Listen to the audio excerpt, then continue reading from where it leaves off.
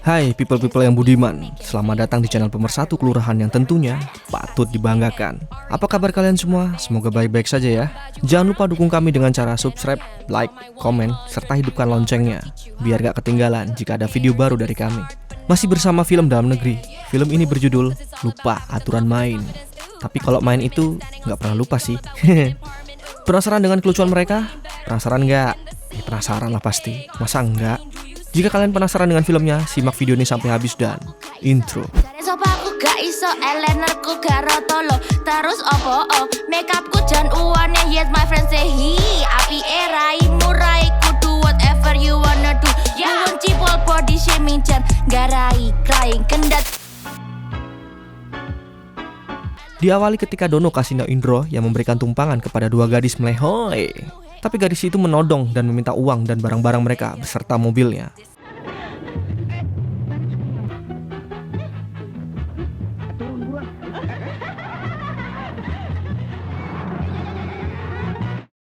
Di pagi hari Dono terbangun karena alarm dari jam bekernya yang selalu berbunyi dan langsung membuangnya.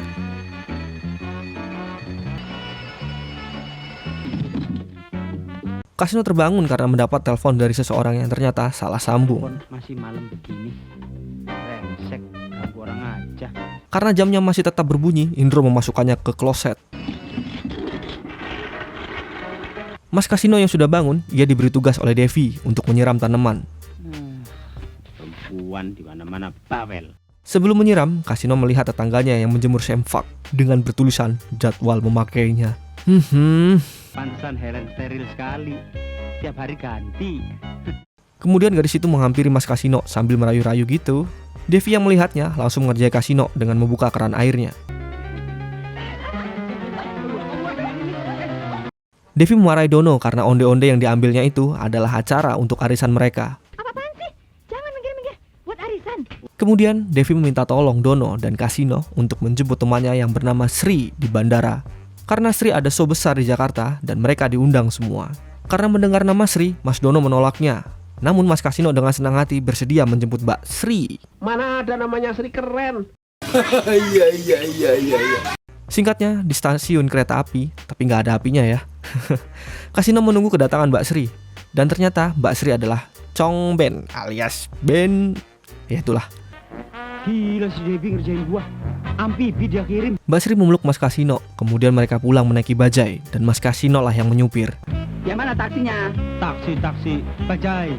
Setelah sampai di rumah, Mbak Sri mengira Dono dan Indro adalah pembantu Mas Kasino. Serta memberitahu mereka bahwa dirinya adalah calon istri Mas Kasino.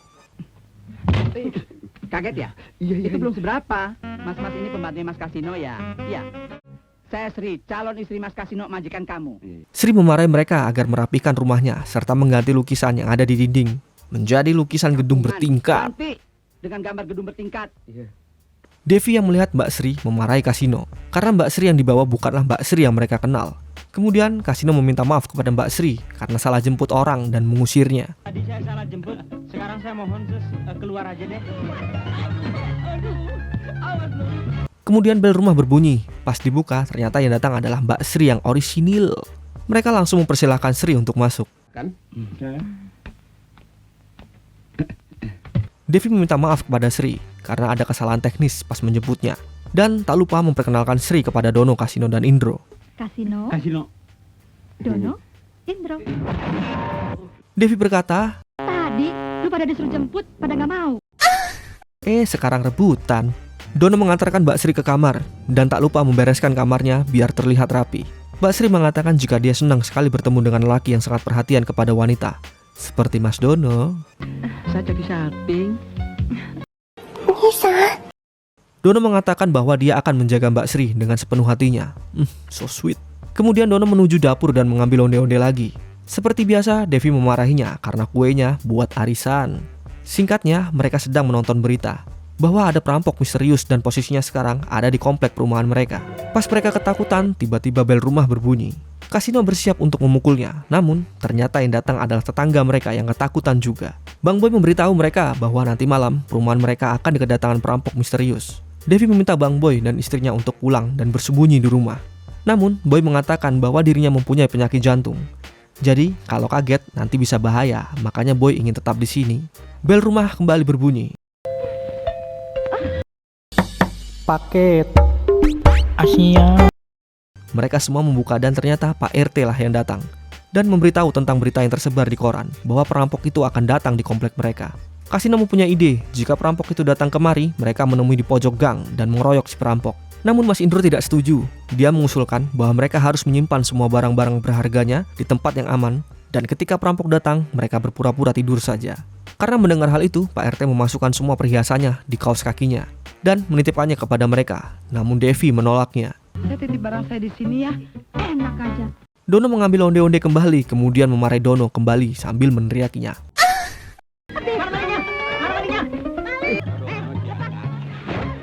Mas Boy memarahi Indro karena dia tidak terima karena istrinya digendong oleh Indro. Karena ribut-ribut, Kasino mengusir Mas Boy dan Pak RT. Devi menyalahkan Dono karena kalau sampai onde-ondenya nggak cukup, Dono harus tanggung jawab. Malam pun tiba, bel rumah kembali berbunyi. Ketika nanti pintu dibuka, para wanita mematikan lampu dan Dono, Kasino, Indro akan menghajarnya. Ternyata yang mereka hajar adalah Pak RT dan Mas Boyke. Mereka datang kemari karena ingin mengajak Dono, Kasino, Indro untuk ronda 24 jam. Namun mereka beralasan sakit. Mau nggak mau, Hana, Mas Bo, dan Pak RT lah yang akan meronda. Hati-hati Pak ya. Kasino menyuruh Dono untuk menutupi jendela dan pintu belakang. Mbak Sri yang nggak bisa tidur karena gelisah memikirkan cowoknya, dia keluar kamar dan menuju kamar Devi dan Bella. Dono bermimpi jika dirinya dan Mbak Sri pergi ke penginapan mewah. Kemudian Mas Dono tertidur di pangkuan Mbak Sri.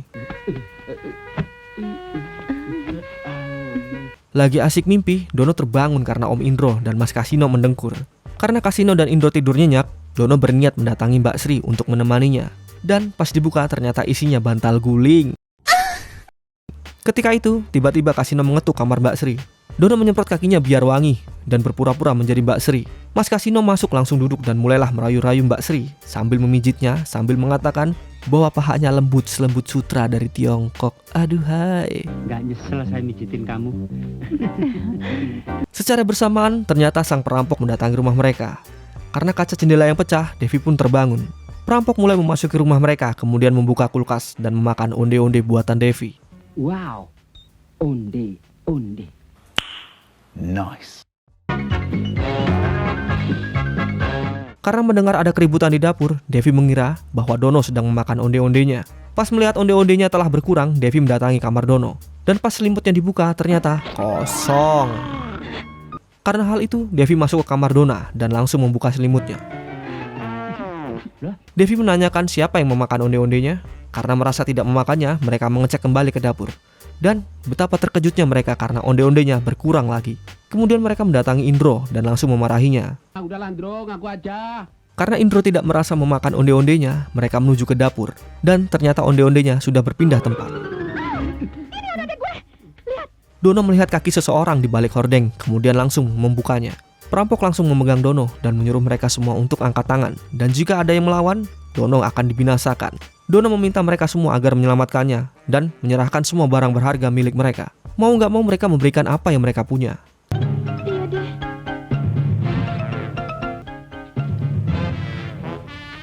Kemudian menyuruh mereka untuk menghadap ke dinding. Pagi harinya mereka melaporkan kejadian itu dan menceritakan kronologi kejadiannya, serta memberitahu ciri-ciri perampoknya. Polisi meminta keberanian salah satu dari mereka untuk foto dan diterbitkan di koran dan televisi tentunya. Sambil mengatakan bahwa dia mengenali wajah perampok itu. Bahwa kamu mengenal wajah perampok misterius itu.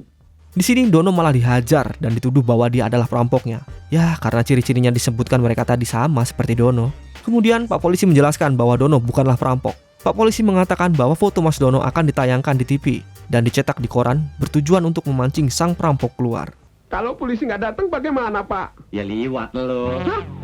Sambil menunggu kabar, mereka menonton pertunjukan Mbak Sri. Dono, Kasino, Indro sangat terpukau melihat show-nya Mbak Sri. Keesokan harinya, terdapat berita koran yang mengatakan bahwa Mas Dono yakin bisa menangkap perampok di rumahnya. Dono sangat gelisah karena polisi yang akan menjaganya tidak kunjung datang. Bel berbunyi dan setelah dibuka ternyata yang datang adalah Mas Boy dan Pak RT yang sedang mencari Mas Dono dan tak lupa memarahi Dono. Karena ulahnya ini, perampok itu akan datang kembali. Pokoknya kami akan panggil polisi untuk usir Dono. Tak berselang lama, bel rumah berbunyi kembali. Ternyata yang datang adalah polisi yang ditugaskan untuk mengawal mereka.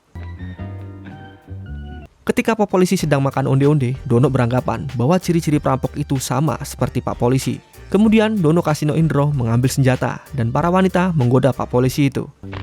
Lagi main dumbel pak, biar gak sarengat.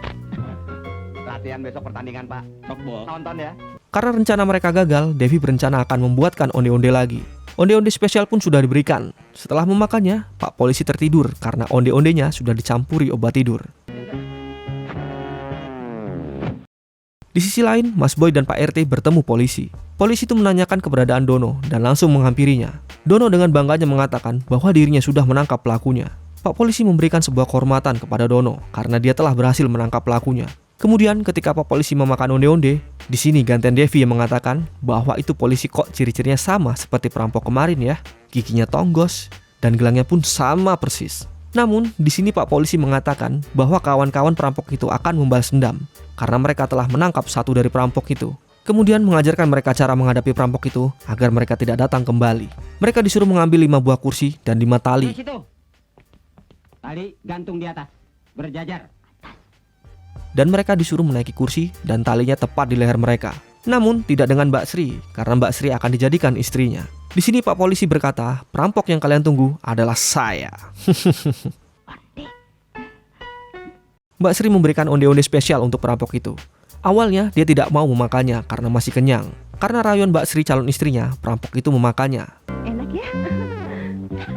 Pak, bangun Pak, Pak. Perampoknya sudah ketangkap Pak. Setelah habis, perampok itu tertidur dan tamat. I'm a bad bitch, but I'm really just a basic bitch. They say I'm the man. Begitulah story dari film Lupa Aturan Main. Jika kalian ingin filmnya di-storyin, silahkan tulis di kolom komentar. Terima kasih sudah menonton video ini sampai habis. Ane pamit undur diri. Stay on to my channel, jangan kemana-mana. Sampai ketemu di video selanjutnya. Bye-bye.